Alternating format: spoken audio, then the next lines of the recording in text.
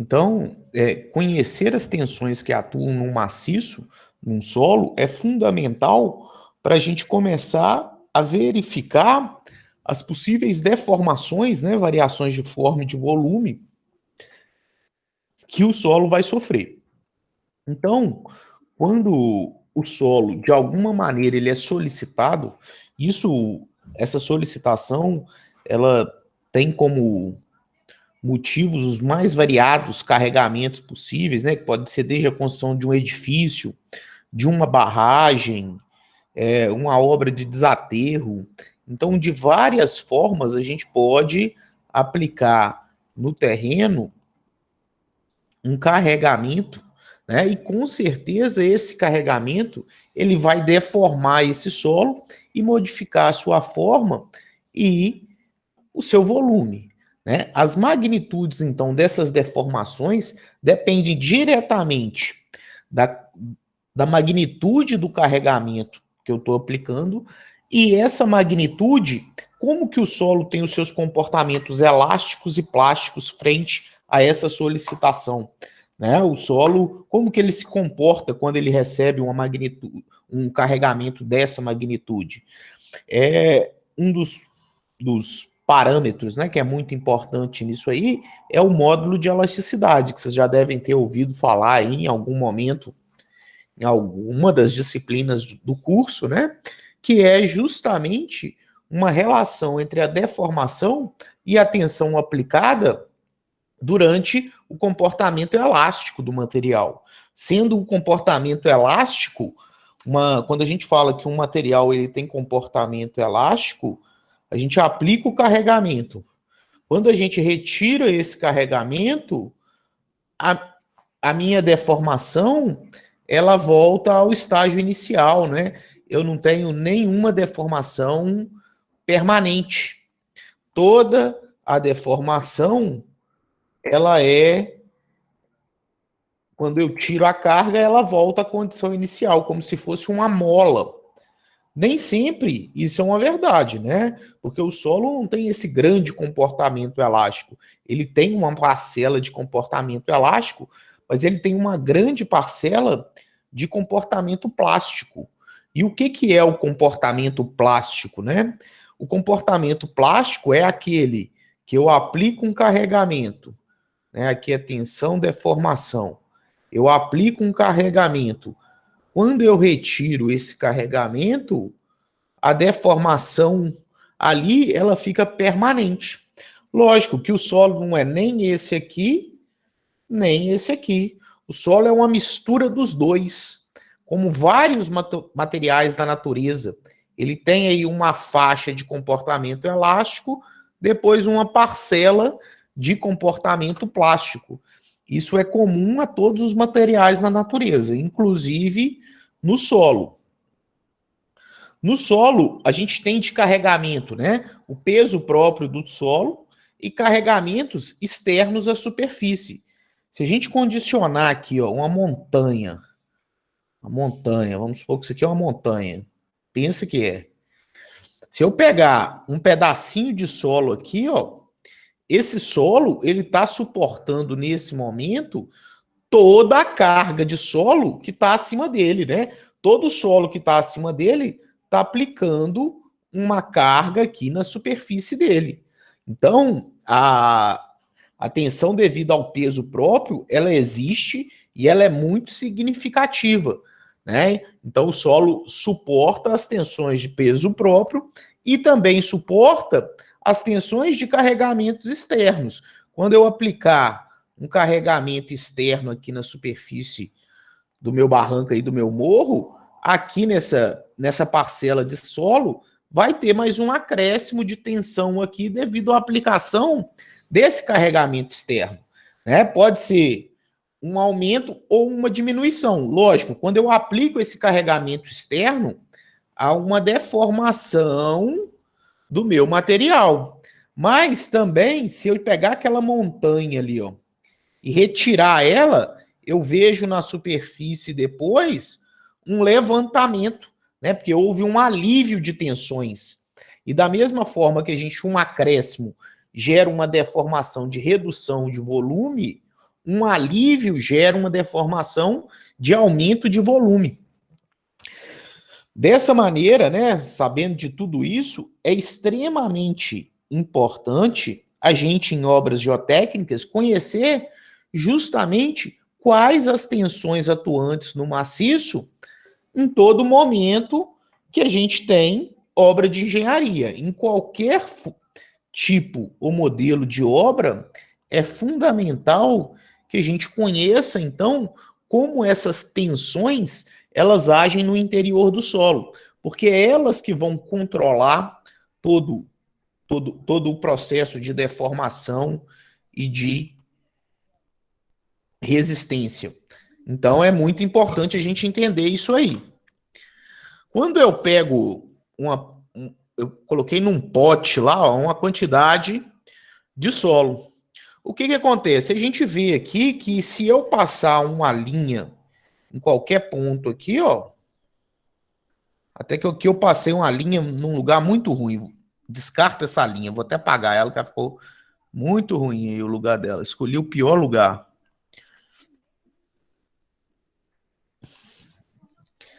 Pensa que eu passei que eu consigo passar uma folha aqui, ó.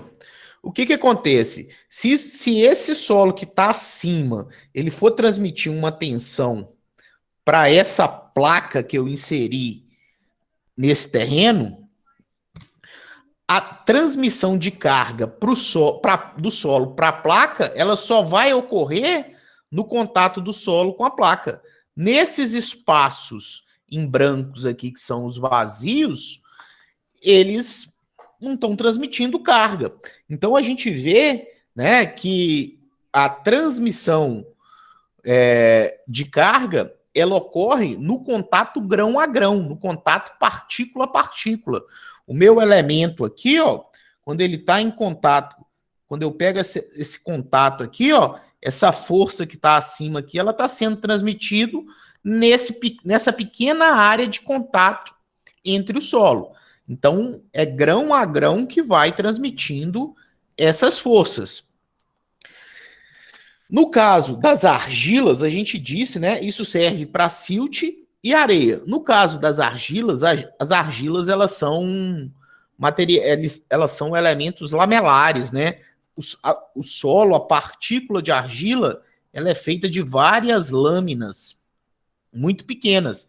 E a gente viu que entre essas lâminas formam uma camada de água dissolvida, né, que tem carregamentos eletrolíticos, que gera a ligação entre partículas de argila e a transmissão de força, então, se dá nesse contato de água dissolvida.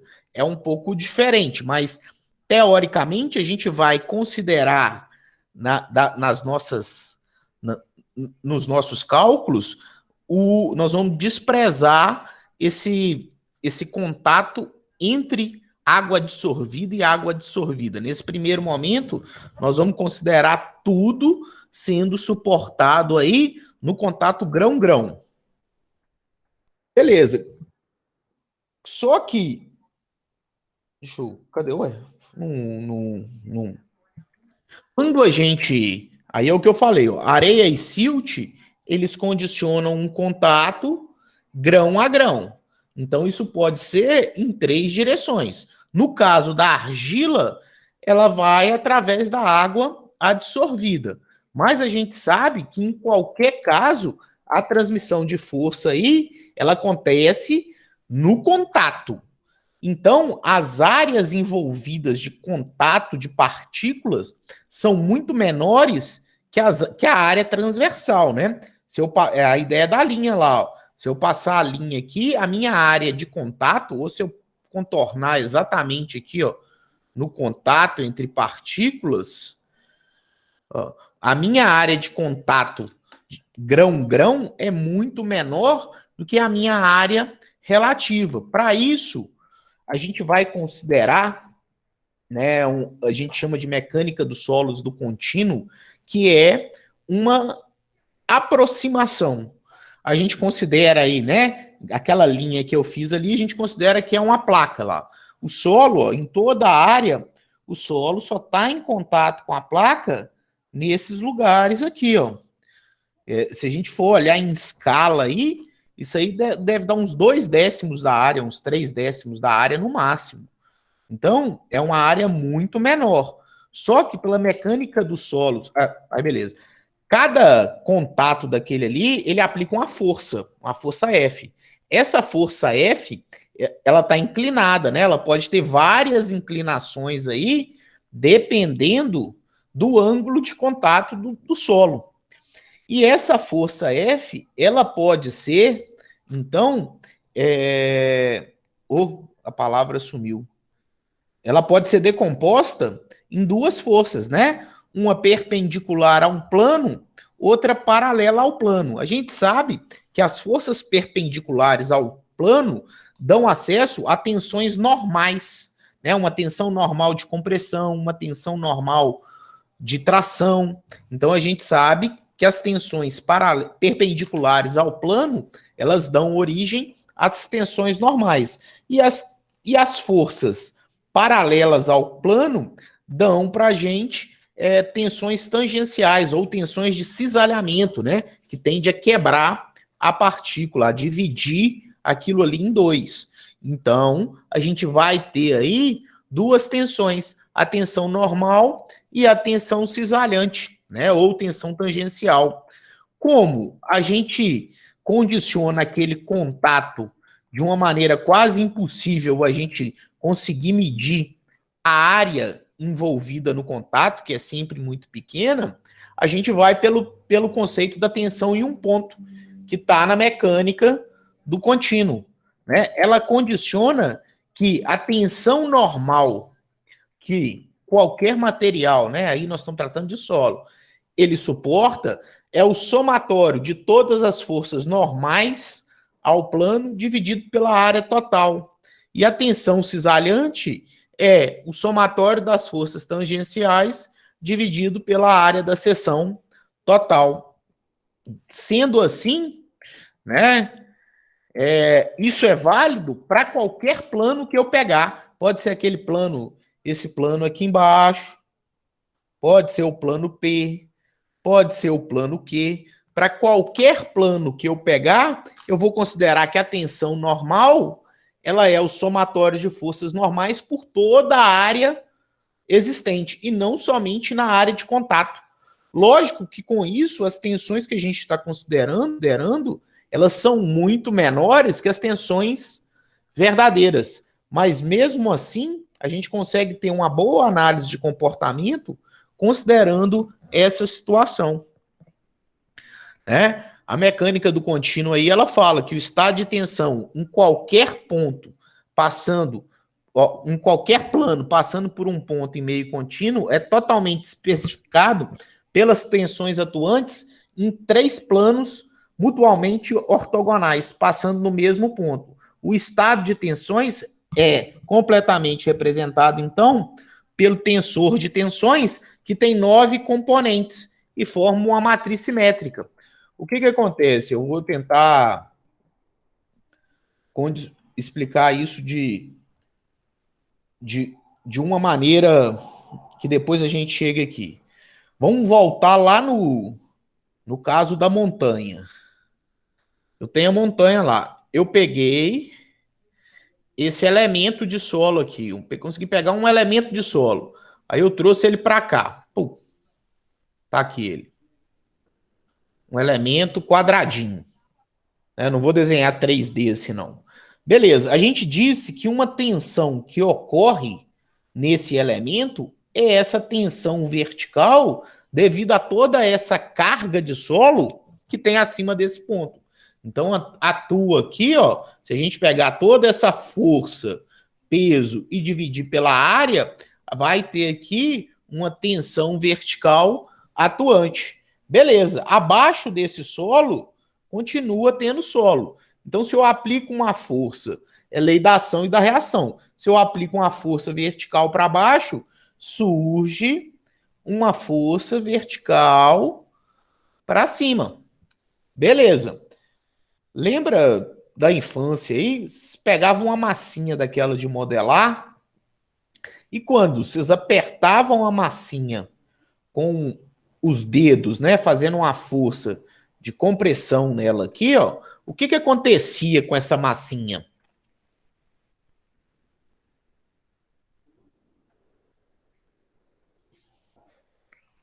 Terra chamando terra. O que que acontecia com a massinha? Pensa, se apertar a massinha com os Ela dedos, chata. ela achata, mas ela reduz na altura, mas eu ganho no Ela ganha, diâmetro. é, Não é isso? Ela diminui sim. na altura, mas ela fica gordinha. Só que o que que acontece? No solo, eu tenho solo aqui na lateral. Então, essa deformação, para ela ocorrer, ela tem que mobilizar um esforço nesse solo que está lateral a ela, né? Para ela se deformar sobre contenção, sobre compressão. Então, surge aqui uma tensão horizontal. Lógico que aqui eu estou condicionando um plano 2D, mas isso aqui é radial. Se pegar a massinha lá, ela acontece em todo o envolto. Isso quer dizer que se eu aplicar num elemento tridimensional igual esse aqui, ele vai atuar nas três condições. Então, no solo, eu vou ter sempre três tensões normais, né? A tensão normal Z, a tensão normal X e a tensão normal Y. Mas eu posso ter também, em cada plano desses, duas tensões cisalhantes. Eu posso ter no plano Y a tensão cisalhante Z, né? Então eu posso ter lá, ó, que a gente chama de tal, a tensão cisalhante no plano X devido a Y, a tensão cisalhante Y no plano Y devido a X, a tensão cisalhante no plano X de função de Z, a tensão no plano Z devido a X, a tensão no plano Y devido a Z e a tensão no plano Z devido a Y. Lógico, esses parâmetros aqui, essas tensões, essa aqui e essa aqui são iguais, essa aqui e essa aqui são iguais, as duas redondinhas aí são iguais, né? Mas eu posso ter, então, aí uma condição onde eu tenho 9 tensões atuantes numa pequena partícula de solo. Então, todo solo na natureza, ele está condicionado a ter um estado de tensões, que é o nome que a gente dá para isso aqui, ó, é um estado de tensões.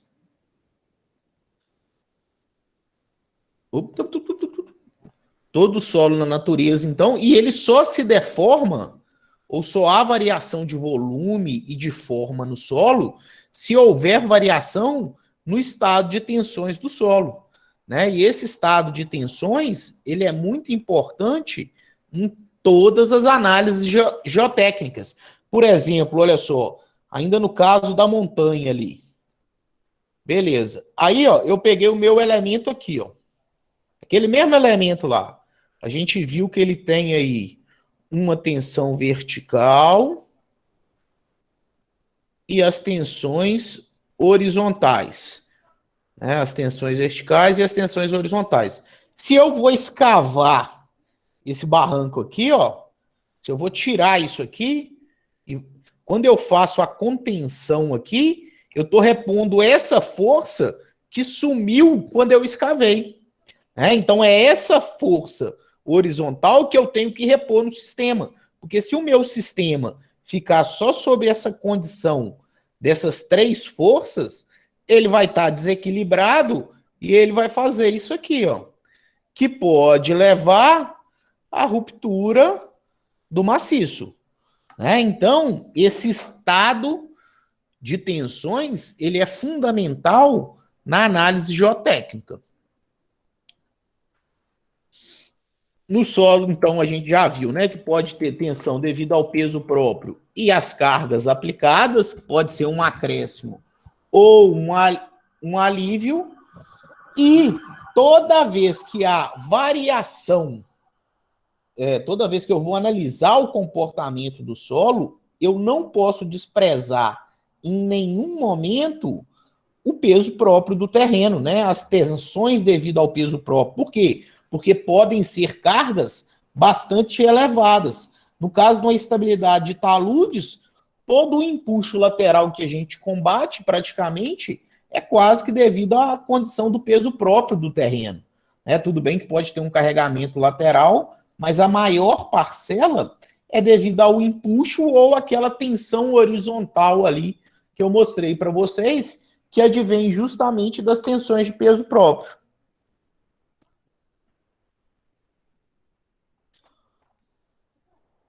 Quando a gente vai fazer essa análise num talude real, a gente pode ter vários dificultadores, né? Mas a condição mais simples da mecânica dos solos é quando a gente tem um solo de superfície horizontal e as propriedades dele não variam muito horizontalmente, o que é impossível. Duas condições práticas, até que trabalhar com terrenos horizontais não é terreno plano, não é tão incomum. Mas as propriedades do solo não variarem muito, é muito difícil, né? Mas aí vem daquela condição que a gente já vem falando, né? Que infelizmente na engenharia, a análise de solo, ela contempla sempre uma amostragem muito pequena e todas as decisões têm que ser baseadas nessas amostragens muito pequenas. Então, quando a gente pode simplificar para essa situação, isso facilita muito o nosso trabalho, né? Por quê? Porque quando a superfície é horizontal, a gente condiciona que esse plano de como o carregamento vai acontecer perpendicularmente a esse plano horizontal, a gente considera que essa tensão normal, ela vai ser uma tensão normal principal. E lá da resistência dos materiais, quando eu tenho a aplicação da minha tensão normal principal, eu não tenho atuante tensões cisalhantes, né? Então, se eu tiver numa condição onde eu posso considerar a minha superfície horizontal, não haverão tensões cisalhantes. Então, a gente só vai ter atuante tensão normal. Então, aquele estado de tensões nosso, ele some com 6 itens, né? Naquela matriz somem 6 parâmetros, que são todos os parâmetros de tensão cisalhante. Sobra somente a tensão normal em X, em Z e em Y. Como que a gente determina o carregamento, né, de peso próprio ou a tensão do peso próprio? Considera aí que a gente tem 2 bloquinhos de qualquer material. Esse bloquinho azul aí, ele tem um peso 2, o peso específico dele é gama 2, e o amarelinho aí, o bloquinho P1, que tem um peso P1, ele tem um gama de gama 1, né? Ele tem um peso específico gama 1. O peso 1, o peso específico, a gente já condicionou, né? Que indica a carga do material por um certo volume. Então, se eu conheço o volume do bloquinho 1 e multiplico pelo peso específico 1, eu acho o peso dele. Então, ó, se eu for calcular aqui embaixo, ó, nesse contato desse bloquinho azul ali, esse tatuando todo esse peso devido aos 2 bloquinhos. Então, é o volume 1 vezes o peso específico 1, mais o volume 2 vezes o peso específico 2. O volume vale a altura vezes a área da seção transversal, né? A altura de cada bloquinho vezes a área da seção transversal. Então, a gente tem que o peso vai ser a área da seção transversal vezes a altura do bloquinho 1 vezes o peso específico 1, mais a área do bloquinho vezes a altura 2 vezes o peso específico 2. Como a tensão, a gente viu, é o somatório de peso sobre a área, o somatório de pesos ali, ó, vale AH1 gama 1 mais AH2 gama 2 dividido pela área. Como a área ela é igual em todos os parâmetros, a gente vê que a tensão vertical que esses bloquinhos estão transmitindo aqui para esse plano, ele vale a altura dele vezes o peso específico dele. Então, a tensão naquele ponto ali vale a altura do bloquinho 1 vezes o peso específico dele, mais a altura do bloquinho 2 vezes o peso específico dele. E eu tenho, então, a minha tensão vertical atuante. Se eu considerar uma segunda situação, onde a gente tem aqui, ó, uma camada de solo, né? Aqui é a profundidade do solo, aqui é a minha superfície. Aqui é a minha superfície. Né? Se eu e aqui é a profundidade. Se eu for considerar isso aqui, ó, eu peguei uma amostra aqui de solo de seção A, nesse ponto Azinho aqui, acima do nível d'água. Eu ainda estou acima do nível d'água. A tensão que eu vou ter atuando aqui nesse plano da área vermelhinho aqui, ó, aqui nesse plano, vale, a gente já viu, né, que o peso dele vale o peso, é o peso específico do solo, vezes o volume do prisma, e a tensão vale esse peso específico vezes o volume dividido pela área. Como a gente sabe que as áreas elas são iguais, a gente vê que a tensão vertical nesse ponto é o peso específico desse solo vezes a cota dele. Então, a gente consegue achar a tensão vertical ali naquele ponto. Beleza. A tensão vertical, então, num ponto qualquer dentro do solo, independente do número de camadas, ela vale o somatório do peso específico vezes a altura de cada camada. Então, se eu tiver um solo aqui, ó, que ele tem várias camadas diferentes, se eu quiser calcular o peso específico aqui, eu vou conhecer o peso específico de cada material e vou ter que conhecer aí, ó, essas alturas. Cada altura aí, mas eu consigo determinar essa tensão vertical nesse ponto se eu conhecer esse parâmetro pelo somatório. Então, aqui, ó, seria a tensão vertical nesse ponto, seria lambda vezes H, mais lambda 1 vezes H1, mais lambda, ó, gama 2 vezes H2, mais gama 3 vezes H3, e aí sucessivamente, até eu somar todas as camadas que estão gerando carregamento naquele ponto. Então, isso é fundamental. Então, ó, vamos ver aqui como que isso... Vamos pensar aí que a gente tem um perfil de solo, onde a gente tem da superfície até 3 metros, uma areia fofa, que tem peso específico de 16 kN por metro cúbico. E depois, de menos 3 a menos 5, a gente tem um pedregulho que tem peso específico de 21 kN por metro cúbico.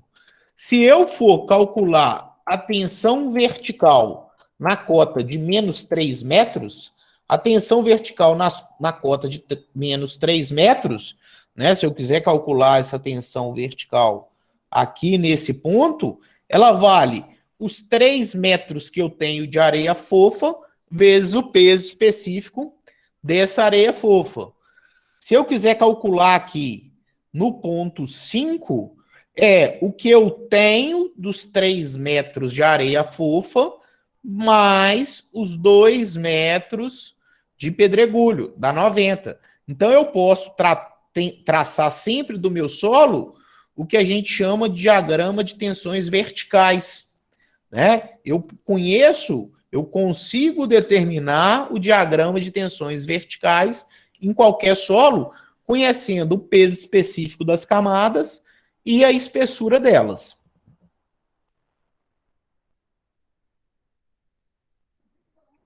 Aí, ó, agora nós vamos começar a inserir um outro conceito. Imagina que agora a gente vai analisar essas situações num rio. Né? Então aí a gente tem uma cota de 5 metros de lâmina d'água, depois eu tenho 6 metros de uma argila mole e 7 metros de uma areia fofa. Da hidráulica, né, a gente já viu que se a gente instalar um tubo, que a gente vai dar o nome para ele depois na mecânica dos solos, de piezômetro, né, esse tubo piezômetro, ele serve para medir a pressão da água. E a água, ela tem pressão, né? Tanto que ela é um elemento de pressão que se a gente tiver uma caixa d'água, encher ela d'água e fazer um furinho aqui, ó, a água vai vazar porque ela tem uma pressão hidrostática significativa. Se eu inserir um piezômetro aqui na cota aqui de 18 metros, ele vai subir, a água vai subir por ele por 18 metros. Por quê? Para ter para igualar a pressão da água.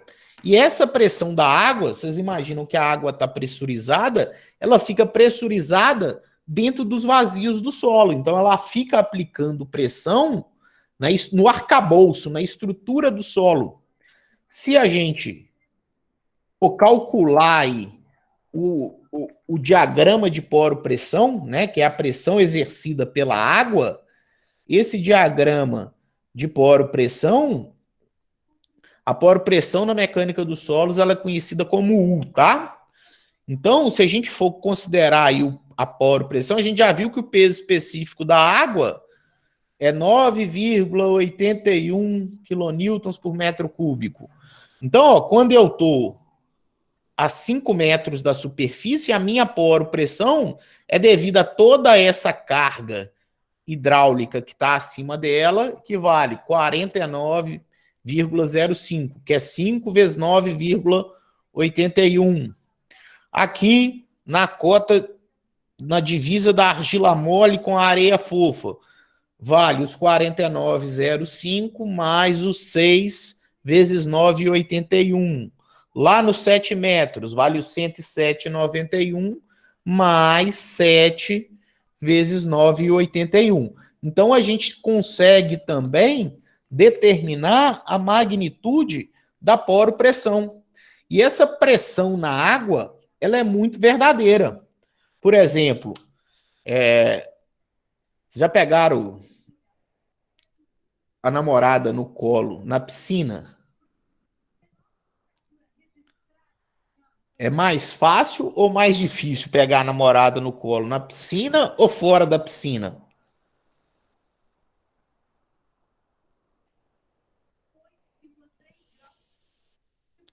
Então pode ser o namorado, se vocês estão tímidos. Não precisa ser a namorada, não.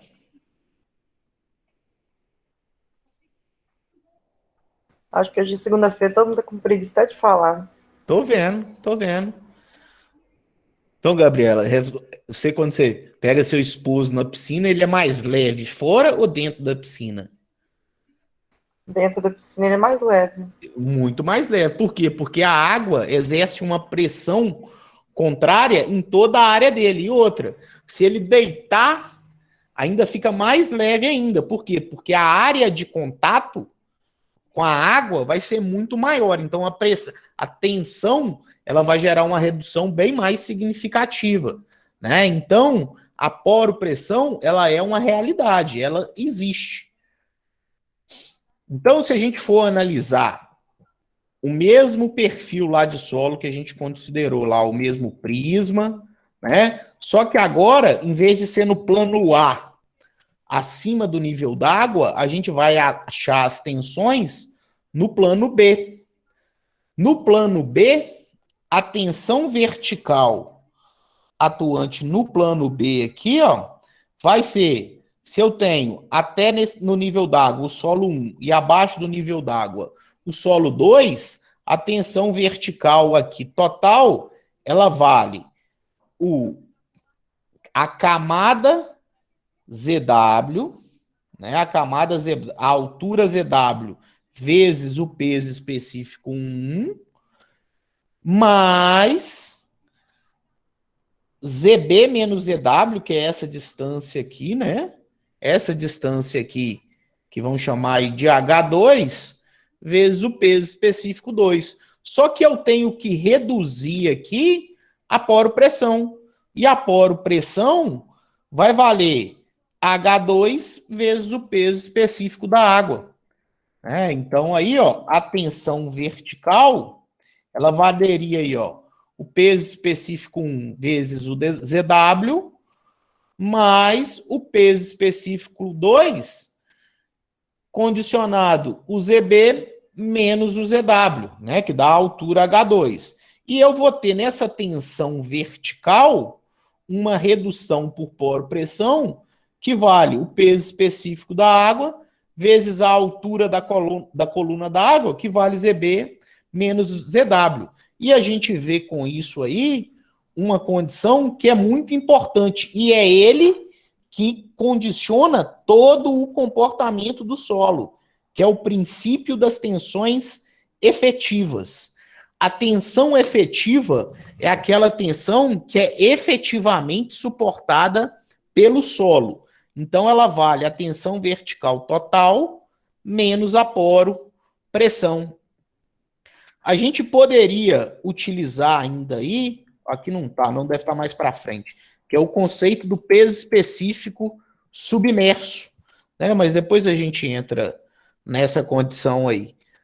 Porque eu poderia aqui, ó, vou até já fazer aqui, já que tem espaço, é o Z1 vezes o ZW mais o ZB menos ZW, ele pode ser colocado em evidência, ó.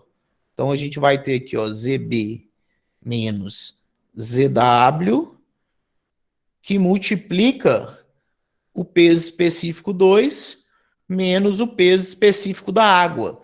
E essa condição desse parâmetro aqui, ó, a gente chama de peso específico submerso.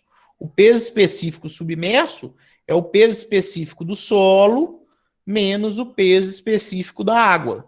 E aí a gente não precisa descontar a poro-pressão, porque a gente já calcula em condições de tensões efetivas, né? Não em caso de tensões totais. Então, a gente pode ter algumas situações, ó. Quando eu tenho só a camada de solo, a tensão vertical ali é o peso específico vezes a cota. Se eu tenho um nível d'água, a tensão vertical é o peso específico vezes a cota, mais o peso específico da água vezes a cota de água.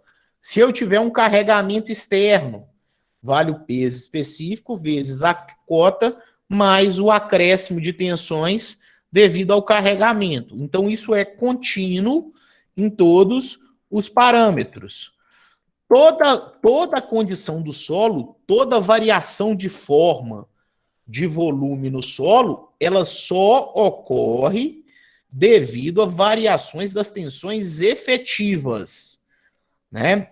A variação da tensão total, ela pode não ser suficiente para gerar movimentação no solo, né? A condição da poro-pressão, às vezes, ela não é tão fácil de ser entendida. Olha só, eu vou contar um caso aqui. Você sabe, né, gente? Morar em condomínio chique é outro nível, né? Mas morava lá no meu condomínio, lá, né? Super chique. Que o que acontece? Tinha lá um esgoto a céu aberto, né? Que era... Ixi, descia muita água aqui.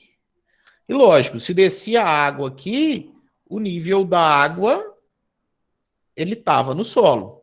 Por alguma carga d'água, que a gente não faz nem ideia de como seja, o cara conseguiu construir um prédio exatamente aqui, ó, colado no nível da água, e fez as fundações dele aqui, ó. Beleza. Então, quando a gente pegava aqui a tensão vertical efetiva nesse ponto, a gente tinha a carga de solo, mas a tensão vertical efetiva, eu tinha que subtrair essa poropressão ali, né? A tensão vertical efetiva era a tensão total menos a poropressão. Lembrando que a tensão efetiva é aquela que o solo realmente suporta. O que acontece? A prefeitura foi lá e decidiu, né, transformar aquilo num lugar mais melhor de se viver, né? Ela foi e canalizou, ela foi, ela foi e canalizou o rio, o córrego, né? Canalizou aqui e fez uma pista aqui, uma rua aqui nesse lugar. Ficou muito bom, por sinal. Só que o que acontece? Essa água que contribuía, que gerava esse nível d'água aqui, ele parou de existir e o nível d'água ele foi recuando, né? Ele foi diminuindo, ele foi diminuindo, ele foi diminuindo. O que acontece? Quando ele passou desse ponto aqui, a tensão vertical efetiva, a poropressão naquele momento já era nula. Então eu tive um aumento de tensão efetiva.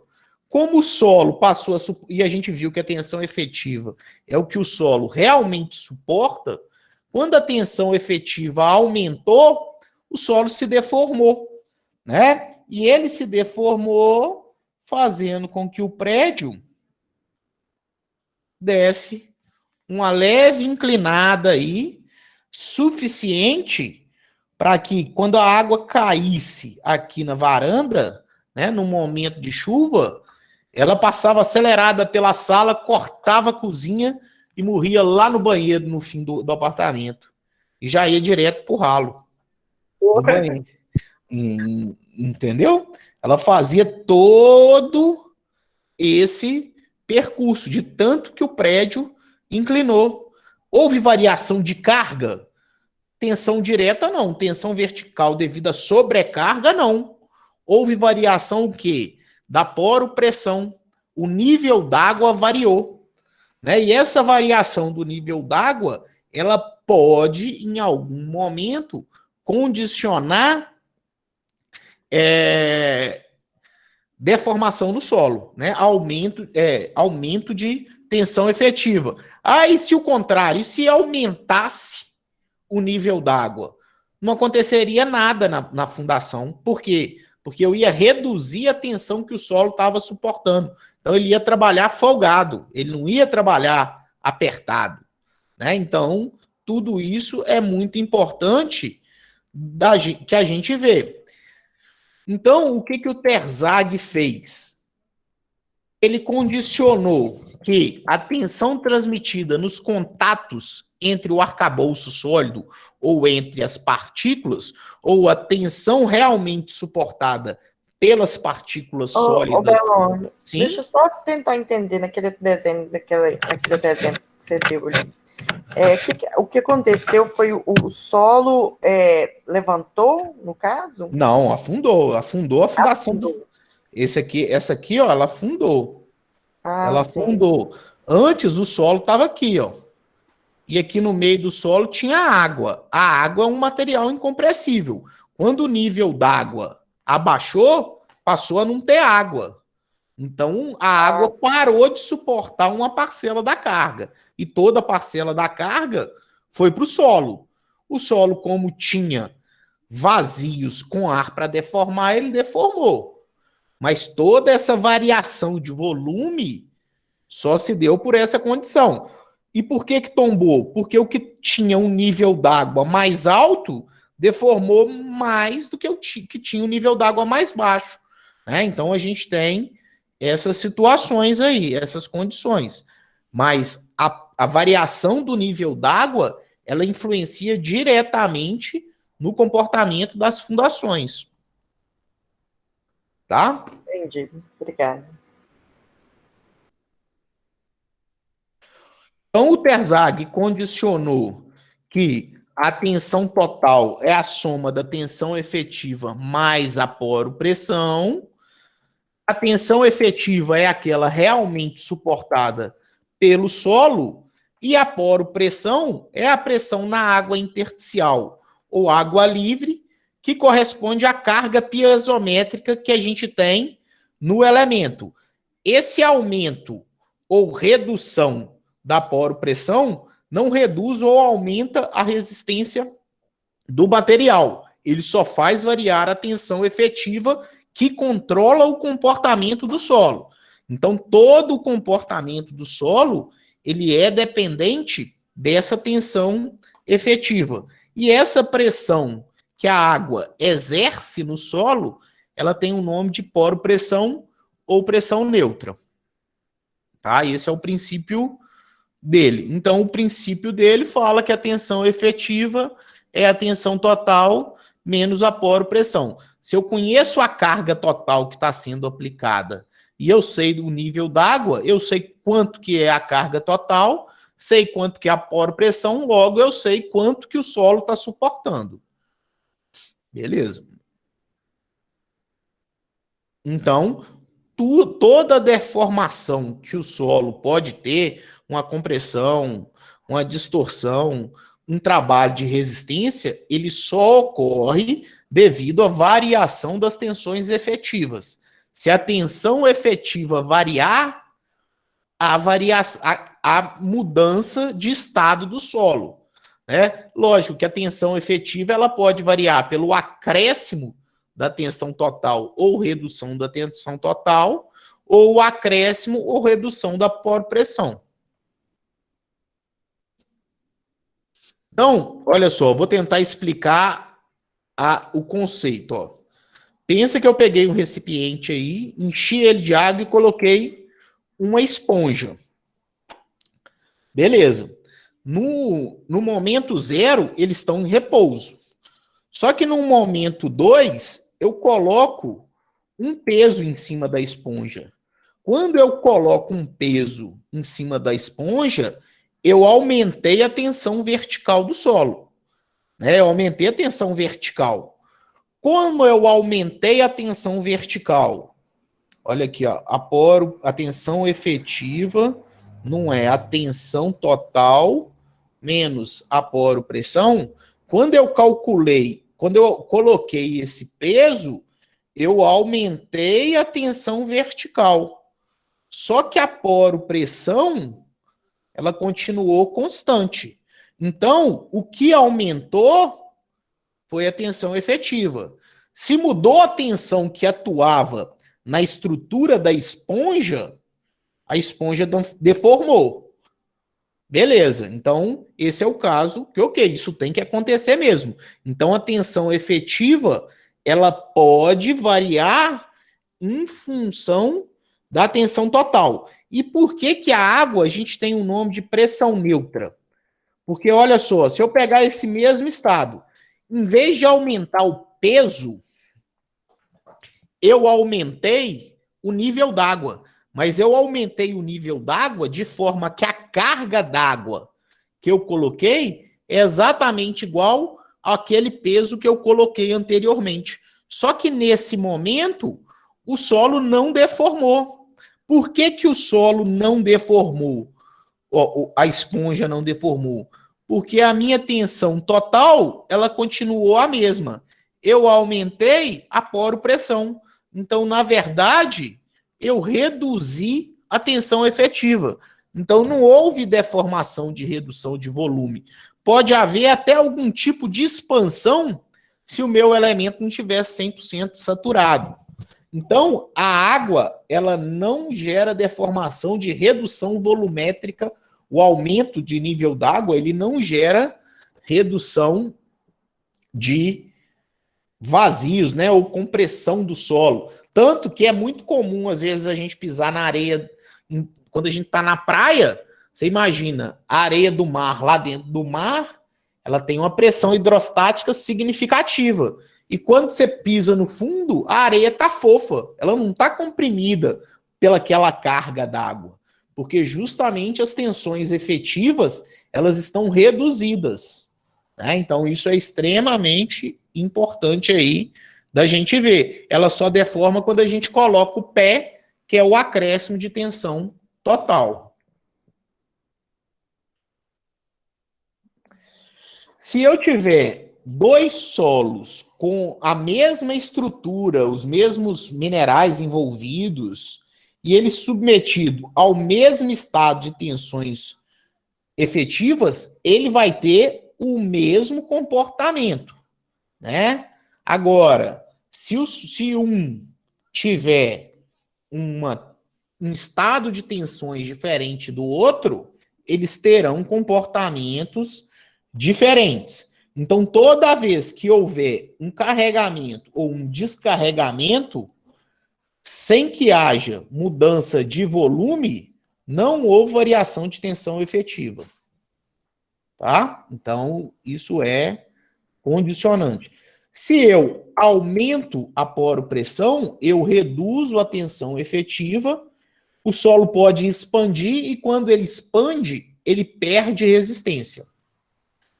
Quando eu aumento a tensão efetiva, o solo se comprime, reduz vazios e ganha resistência, né? E isso pode acontecer se a poropressão aumentar, ele expande, se a poropressão diminuir, ele comprime.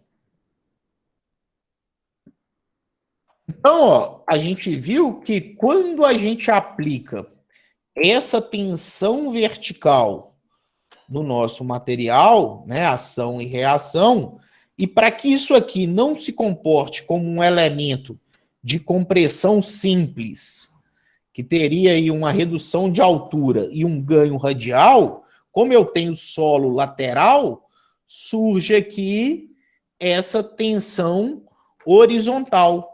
E essa tensão horizontal, ela é uma parcela da tensão vertical. Foi condicionado aí que essa tensão horizontal, ela vale o coeficiente de empuxo vezes a tensão vertical. Aí, até nesse momento aqui, nós estamos usando o coeficiente de empuxo no repouso. Tá? A gente pode ter o coeficiente de empuxo ativo e passivo. Quando a gente for avançando aí nos estudos, a gente vai verificar aí, na hora que vocês forem calcular a estabilidade, que a gente tem a condição ativa, né? Que isso é muito importante em análise de estruturas de arrimo, o ativo e o passivo. Mas na condição de solo natural sem escavação, se ele tiver na condição de repouso, ele vale o coeficiente de empuxo no repouso K0, que vale 1 menos o seno do ângulo de atrito do solo. A gente disse que o solo, né?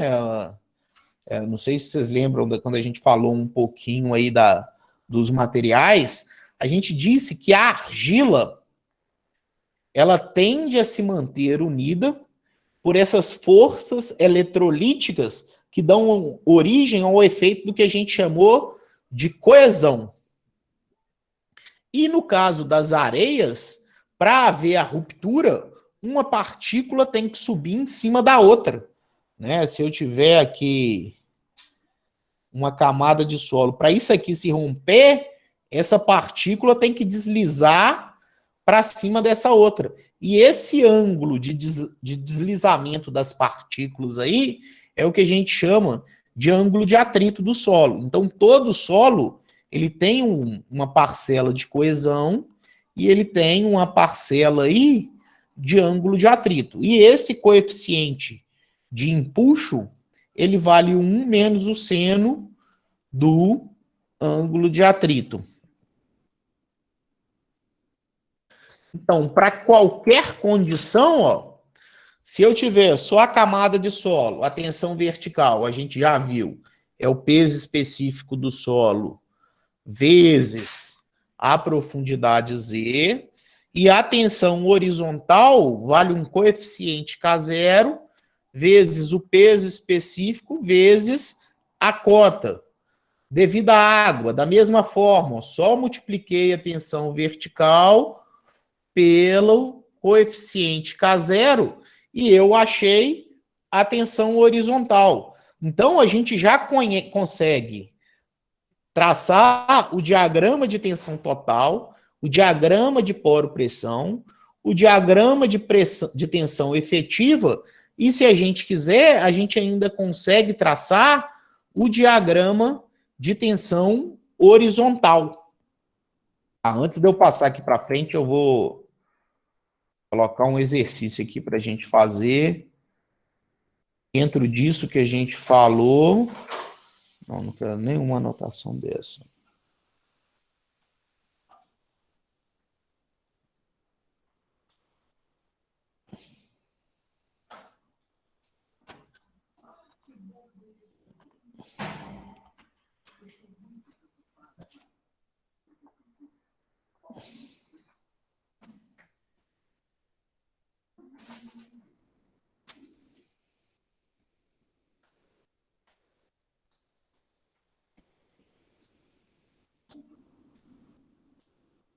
E aqui, ó, aqui é um cálculo de Mujarrima. Acabou que eu abri sem querer aqui, mas dá pra gente ver, ó. Aqui, ó. Cadê onde está aqui?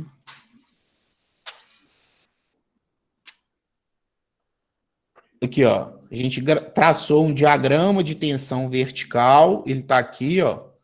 Aquele diagrama. Depois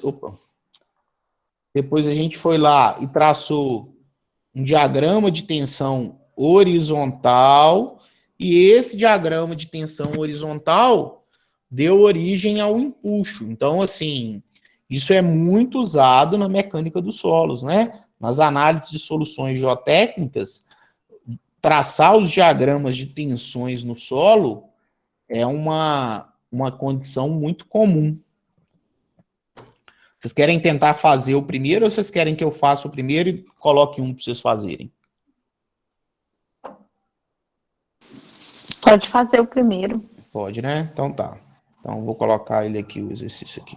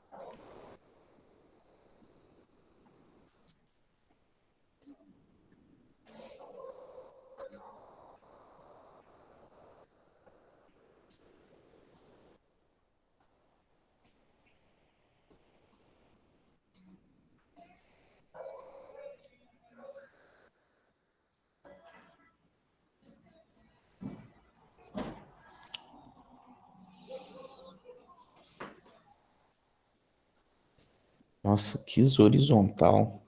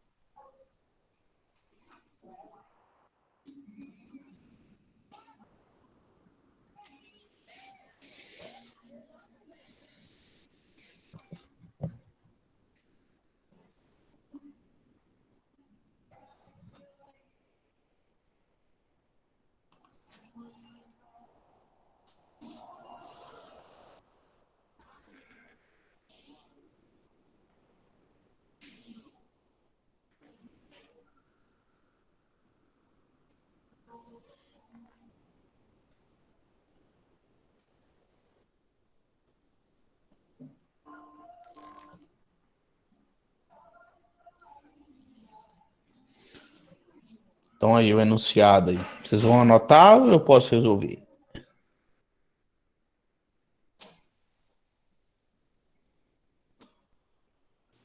Eu Você fui vai copiando aqui junto com você. Então, Você vai mandar depois os vou. slides? Então, Vou, deixa eu mas anotar depois. eu não vou mentir, não, que eu até prefiro que copiem. Ô, Belone, esse NA significa o quê? Nível d'água. Beleza, obrigada.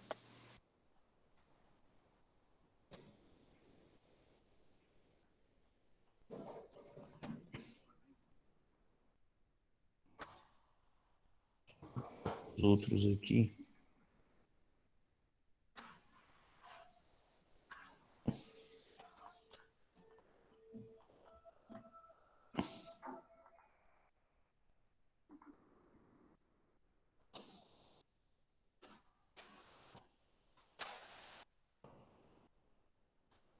Beleza. Então a gente tem esse perfil do solo aí, né? E a gente quer determinar aí os diagramas de tensão totais, de poro-pressão e de tensão efetiva desse solo.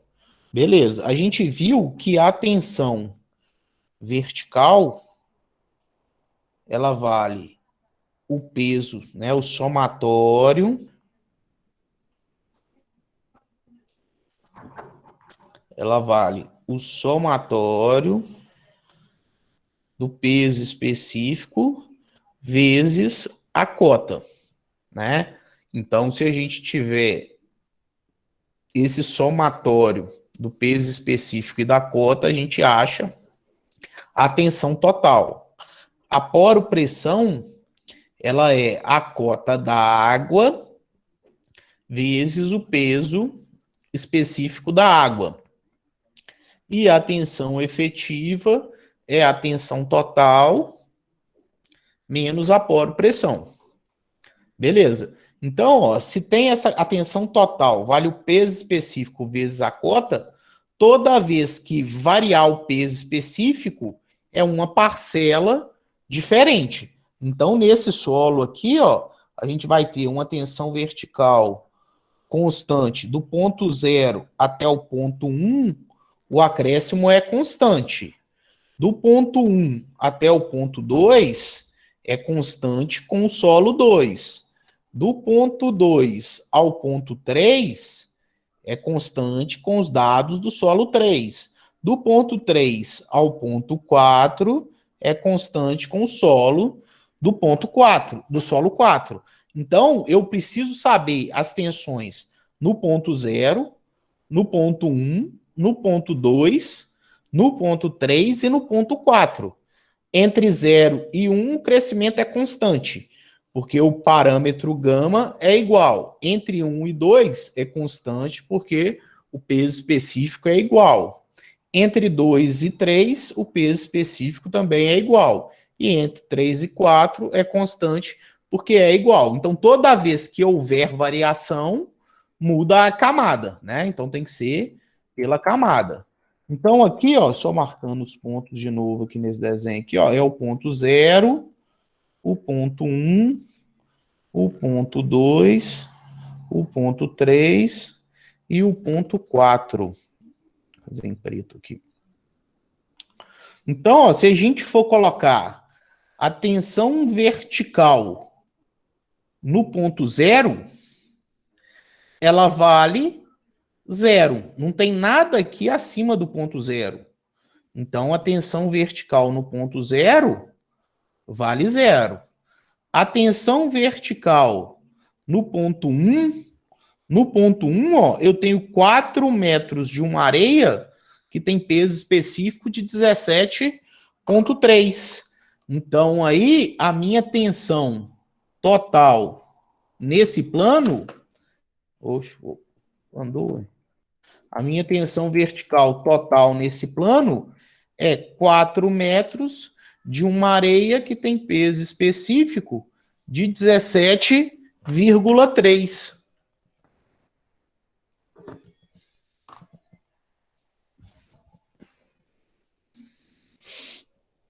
Que vai dar quanto? 40, 28, 68, 69,2? Isso. Então, 69,2. Se o peso específico, né? É só aí, é 4 metros vezes 17,3 quilonewtons por metro cúbico. Então, corto metro com metro, a resposta aqui, ó, é em quilonewton por metro quadrado, que é igual ao KPA. Beleza? Então tá. Então a tensão vertical no ponto 1 é 69,2. A tensão vertical no ponto 2, deixa eu ver quem chegou aqui. A tensão vertical no ponto 2, ela vale o que eu já suporto. Aqui no ponto 2, ó, é o que eu já suporto do ponto 1. Então é o 69,2, porque eu estou suportando esses 4 metros de areia, mais os 6 metros de silt arenoso, que tem peso específico de 18. Então, mais 6 metros de um solo que tem peso específico de 18.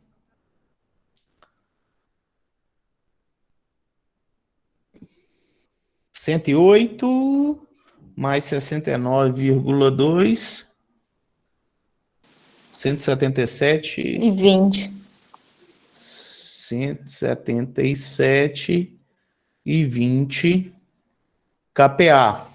A tensão vertical no ponto 3 é devido à camada de areia mais a camada de silt, que gera um carregamento de 177,2, mais os 4 metros de um silt, que tem peso específico de 16,2.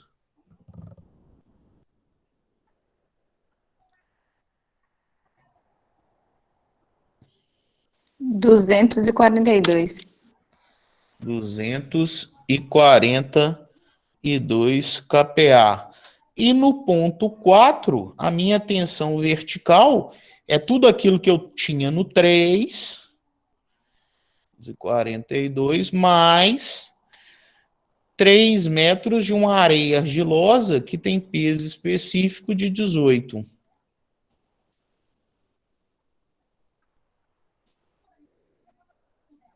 296. 296 kPa. Então a gente já conhece aí as tensões em todos os pontos. Nossa Senhora, a gente pode traçar o nosso diagrama. Ô, Belone, esse KPA qual que é É o nome? quilonewton por metro Ah, quadrado, tá. Beleza. tá? É kPa, é quilopascal, né? Beleza. Beleza? Então, aqui é a cota de menos 4. Aqui é a cota de menos 10. Aqui é a cota de menos 14. Aqui é a cota de menos 17. 1, 2, 3, 4, 5, 6, 7, 8. Então, 50, 100, 150, 200, 250, 300, 350, 400.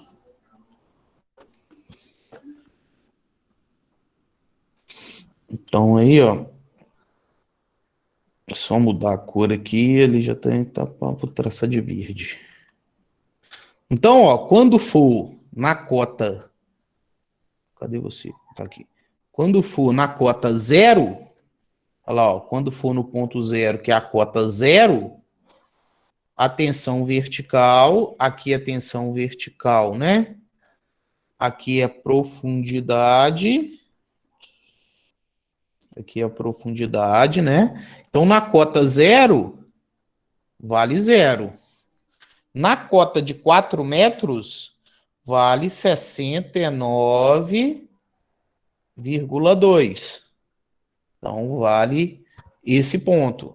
Na cota de menos 10, né, que é no ponto 2, vale 177,2. Então, aqui, só para eu anotar aqui, vai ser 69,2, 177,2. No ponto 3, que é a cota de menos 14, vale 242.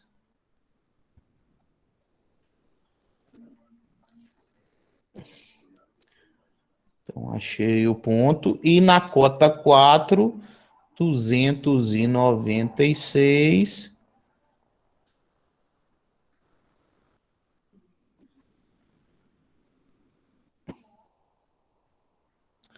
Então, aí, o meu diagrama aí,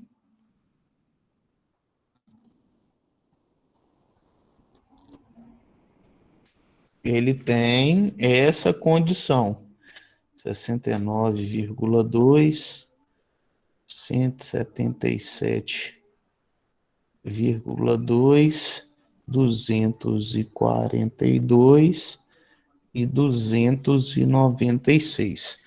Então, a gente traçou aí o diagrama de tensão total. Agora, a gente pode traçar o diagrama de poro-pressão. Né? Para o diagrama de poro-pressão, da mesma maneira, ó, eu vou marcar aqui o ponto 0, o ponto 1, o ponto 2, o ponto 3 e o ponto 4.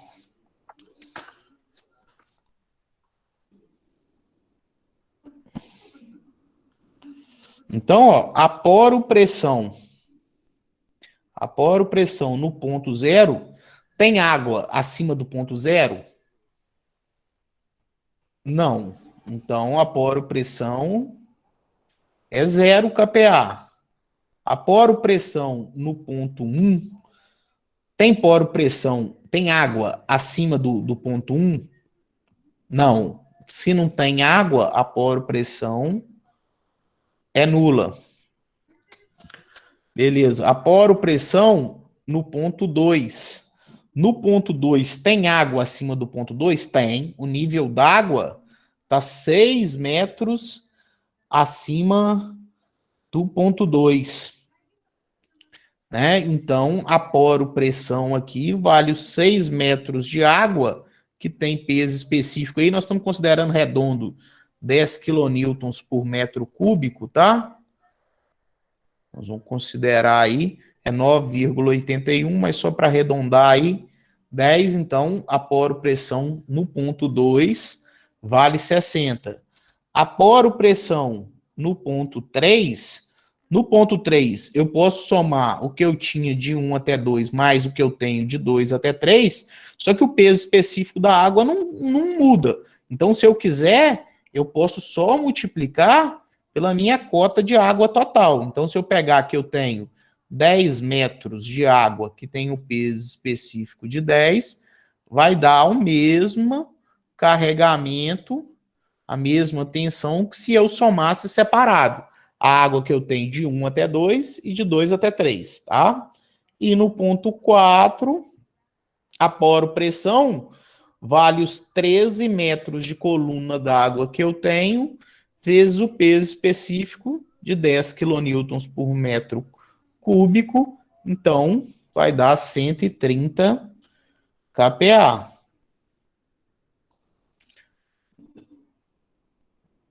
130 kPa.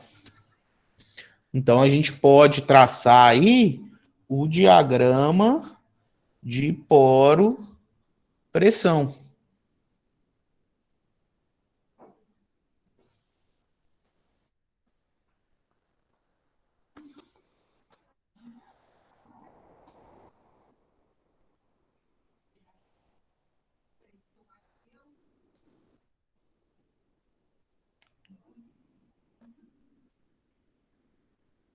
Então, aqui é menos 4, aqui é menos 10, aqui é menos 14 e aqui é menos 17.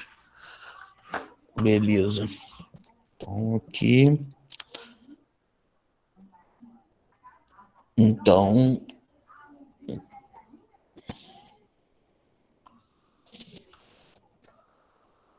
ó, quando eu tiver na cota de 0 metros, a poropressão vale 0. Né? No ponto 0 aqui, ó. No ponto 0, a poropressão vale 0. Na cota menos 4, que é o ponto 1, a poropressão continua valendo 0. No ponto 2, que é a cota de menos 10, a poropressão ela vai valer 60. Então tá aqui, 60. No ponto 3, que é a cota menos 14, ela vale 100.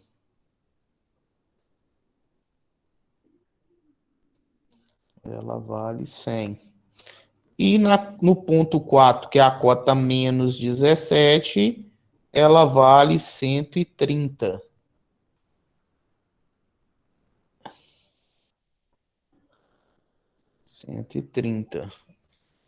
Então, aí, ó, vem aqui 0, 0, 60, 100, 130.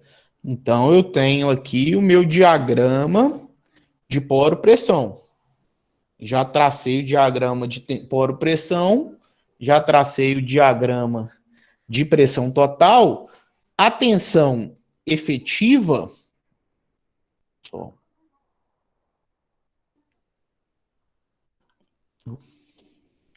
mudar a cor aqui. A tensão efetiva é a tensão total menos a poropressão. A tensão efetiva é igual à tensão total menos a poropressão. Então, ó, só para facilitar, eu vou copiar aqui para a gente os diagramas aqui.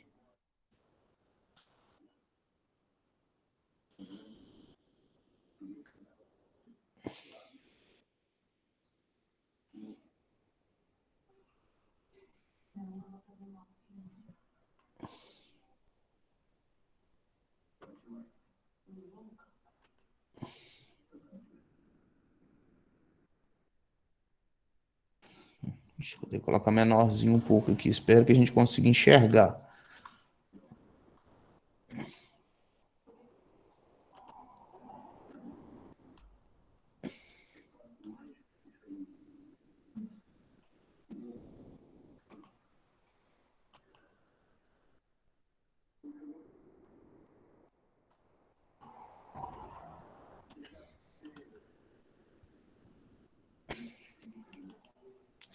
Então, aí, ó, a tensão efetiva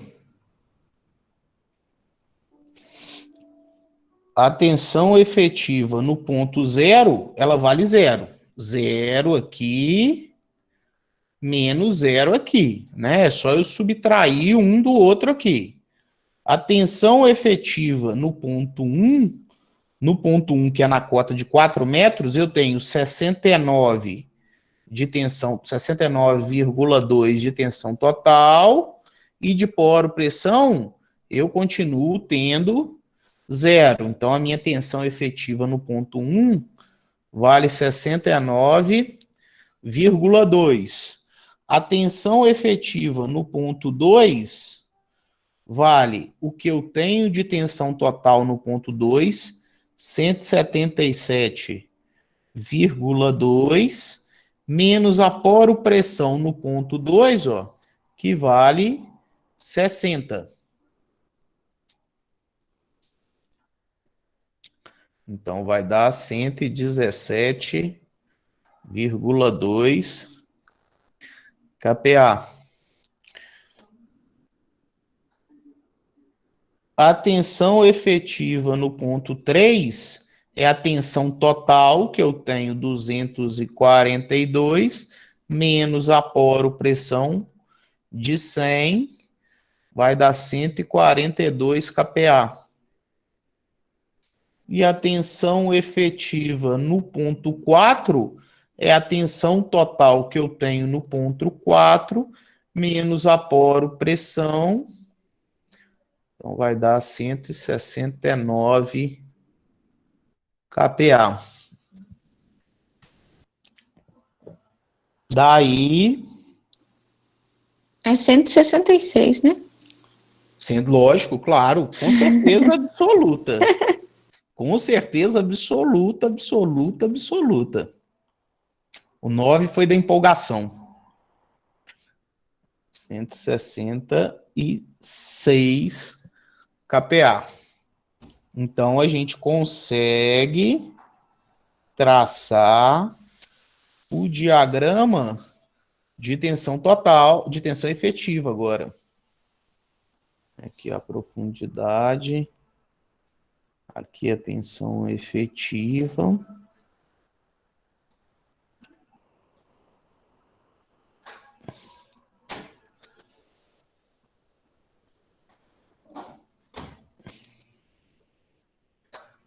Cento e 50, 200,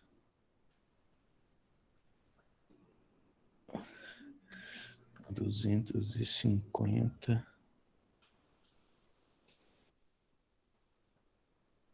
Aqui é a cota de menos 4, aqui menos 10, menos 14 e menos 17.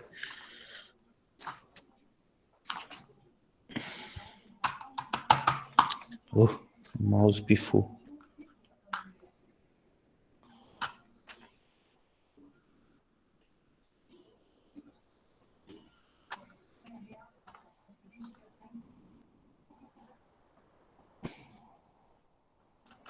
Então, aí no meu diagrama de tensão efetiva, no ponto 0, vale 0. No ponto 1, que é a cota de menos 4, vale lá os 69,2. No ponto 2, que é na cota de menos 10, vale 117,2.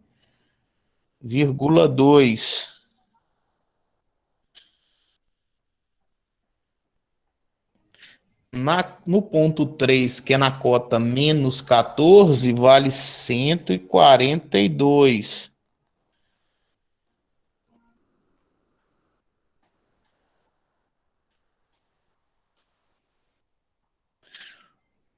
E na cota do ponto 4, que é na cota de menos 17, vale 166. 166. Então, eu consigo traçar aí, ó, o meu diagrama de tensões efetivas. Quase bom. Agora eu vou tentar fazer uma mágica aqui, na verdade. Vamos ver se vai dar certo. Então, eu tracei os 3 diagramas. Beleza. Agora vamos ver se eu consigo fazer a mágica. Vamos pegar nesse mesmo. Oh, já estava lá. Eu podia ter pegado aquele. Mas tá bom.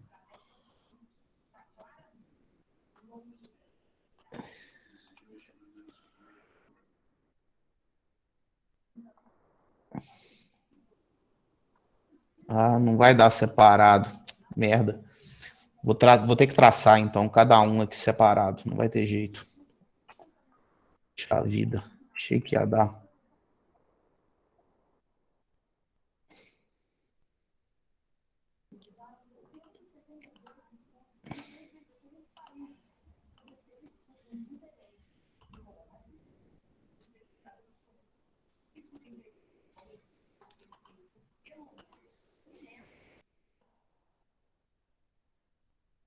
Aí eu poderia ter traçado todos eles num gráfico só. Num gráfico só. Aí eu poderia ver alguns detalhes.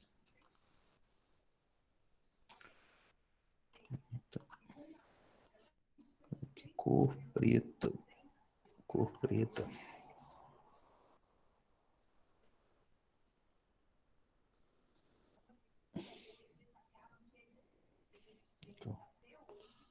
-4, -10,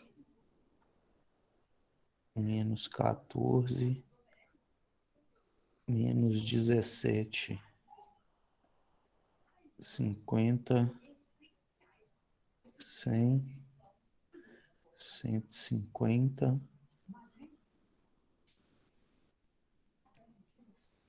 200, 250, 300. Já deu aí, né? Então, ó, eu posso ter o diagrama de tensões totais. Eu vou marcar ele rapidinho aqui, não vou passar tão aqui, ó.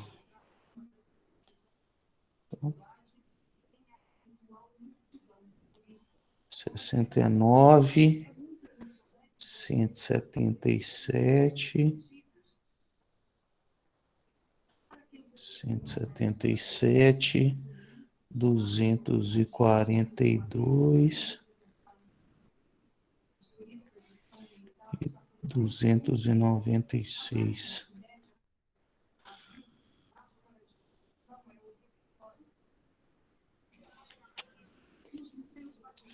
Então, aí eu teria o meu diagrama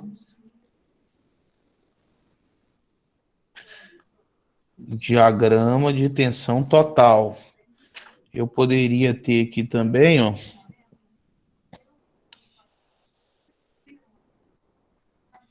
um diagrama de tensão efetiva.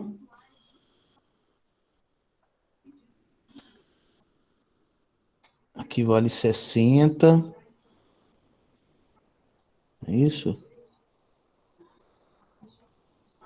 Aqui vale 100.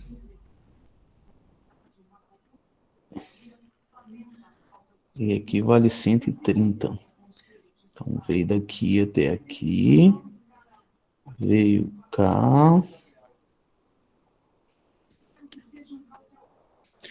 Então, eu tenho aqui o diagrama de poro-pressão. O interessante, ó, é que... Deixa eu ver uma outra cor aqui agora, antes de eu traçar o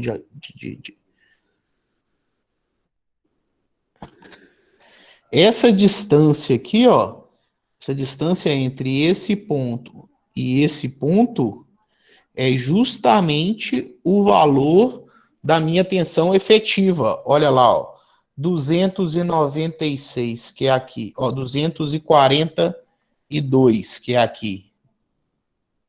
Borracha.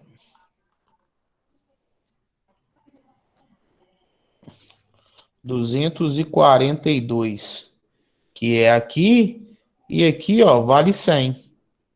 Então, essa diferença aqui, ó, vale o 142, que é justamente o valor da minha tensão efetiva. Isso é válido em qualquer ponto. Aqui na cota 4, aqui, ó, é a minha tensão total, que valeu 69,2, menos a poropressão, que foi 0. Então, deu aqui o 69,2. Então, em qualquer ponto que eu quiser analisar, a diferença entre os dois diagramas é justamente a magnitude da minha tensão efetiva. E provavelmente essa linha aqui, ela vai passar quase que no meio aqui. Quer ver? Vamos lá. Opções de ponteiro.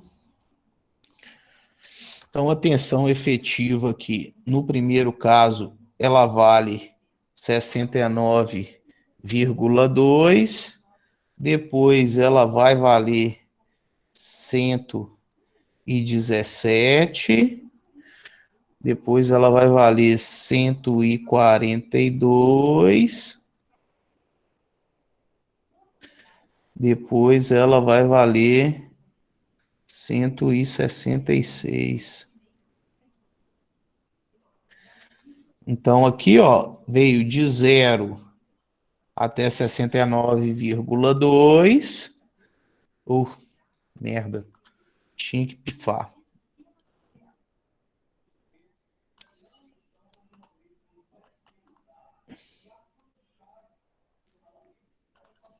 Então aí, ó, daqui ela vem aqui, aqui e liga lá embaixo o diagrama de tensão efetiva. Então a gente consegue facilmente traçar esse diagrama. Então, em cada profundidade, o comportamento do solo vai depender dessa magnitude, dessa diferença da tensão efetiva.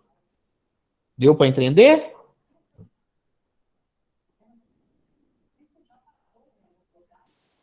Deu. Tem que pegar para fazer, né? Porque eu tenho até medo de Então. falar que entendeu.